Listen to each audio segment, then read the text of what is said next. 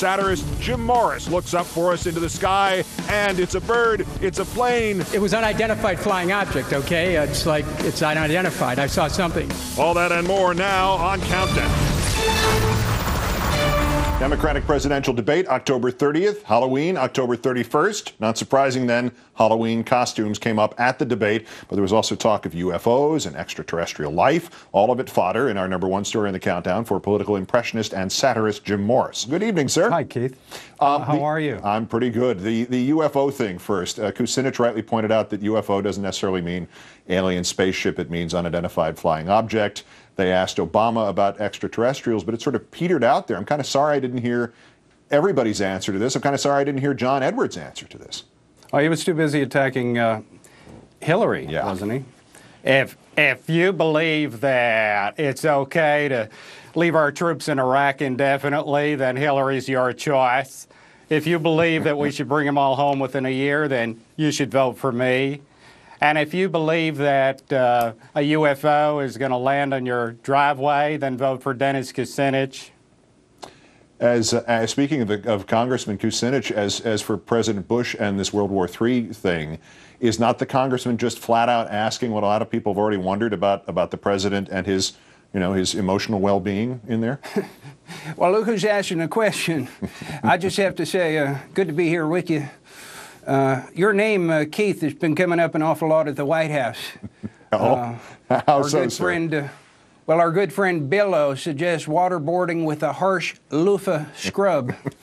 But, I mean, look who we're dealing with here. We got the president of Iran, Ahmadinejad, and all those other clerics and mullahs calling for jihad and fatwas. I want to assure the American people that we're not going to be intimidated by all these mullah fatwas.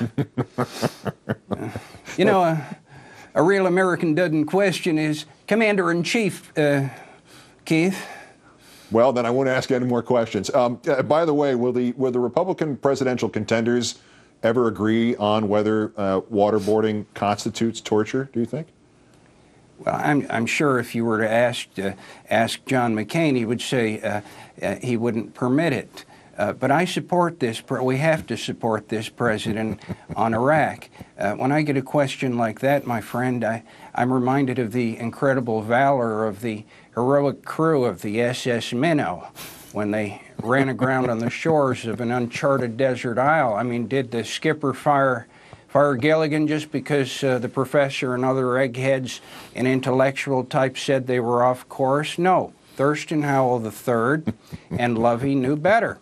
The ship of state is not sinking, my friends. It just needs a little patching up. I just want to put it on the record, by the way, Jim, that I do the world's only impression of the new White House press secretary, Dana Perino, but I'll leave it to the professionals here. Last night, Governor Richardson defended Senator Clinton in the middle of this dust-up over the license plates. Is he running for vice president? What do you think? Well, here's what I would do. I hear all these holier-than-thou personal attacks, and if Barack and Chris and John disagree with Hillary and want her to see things their way, a little bit of diplomacy is in order. Heck, the carrot and stick approach. It's Halloween. Why not? They probably want to give her strap a carrot to her nose and give her a broomstick. It's like I'm back at that debate in Chicago that I moderated. I'm hearing all the voices in my head again.